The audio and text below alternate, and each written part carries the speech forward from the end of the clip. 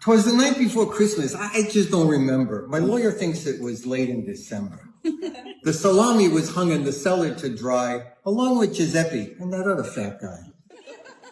My consigliere was down there somewhere, smacking around a goon tied to a chair. And me and my girlfriend had just started to fight when we both were surprised by a shot in the night. We ran to the window and peeked through the bars, but the street was deserted. No buses, no cars. I thought, this is it. We just ran out of luck. When down from the sky flew a red garbage truck. It was being pulled through the gray-colored snow by 8 Continentals and an Eldorado. I knew for a fact this was my judgment day, for sitting on top was Babbo Natale. My girlfriend passed out and I stifled a scream as he called to his soldiers and his capo regime. Yo, fingers, yo, ice pick, yo, big cockeyed Louie, go no nose, go no lips, and pickles and screwy. Park in the yard and kick down the door. I know they're in there. There's going to be war. I ran out the door to offer my plea and knelt in the snow on my one good knee.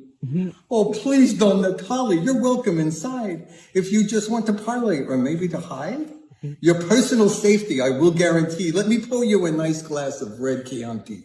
He stared at me with his eyes black as coal, a long silver hair growing out of his mole. Over his shoulder hung a bag full of loot. He was dressed head to toe in a red sharkskin suit. He sat down at the table and gave it a knock. He said, come here, little friend. You and me need to talk. Don Natale, I swore, I'm loyal and true, and I'd never done nothing that would ever harm you. He reached in his coat and pulled out his gun. What happened next wasn't going to be fun. He put the gun on the table and slid it over to me. He asked, you know a guy named Joe Minestrone? My blood ran cold at the sound of that name. Joey's your cousin, he said. You know his game. Yeah, he's my cousin, I said, choking back tears, but I swear, Don Natale, I ain't seen him in years. He pushed back from the table and stood up like a shot. From the look in his eyes, I knew I'd been caught. He came face to face. I didn't know what to do.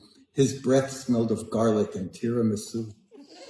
All of a sudden, he laughed with a roar, and then with a wink, he looked back at the door. All of his goons were laughing along. I thought I was done, but I guess I was wrong. Joey, he said, always fixes my gun. Give this to him. Let me know when it's done. The barrel is loose, the hammer is clicking, the hand grips are worn, and the trigger is sticking. Stepping over my girl, who was still on the floor, he said, oh yeah, there's one thing more. He peeled off 4 C notes from a big wad of dough, and he tossed them over to me with his eyes all aglow. He said, buy something nice for your pretty young miss, and hang mistletoe and give her a kiss. He looked down at my girl that he nudged with his shoe, and marry this lady, if she ever comes to. Then he called to his boys, let's get a move on. We got a lot of stops to make before dawn. He gave me a smile and finished his wine, then wrinkled his nose and vanished this time. I ran to the window, but he was already gone. All I could see was the snow on the lawn. Then I heard, Bon Natale to all, and thanks for the booze. He had made me an offer I could not refuse.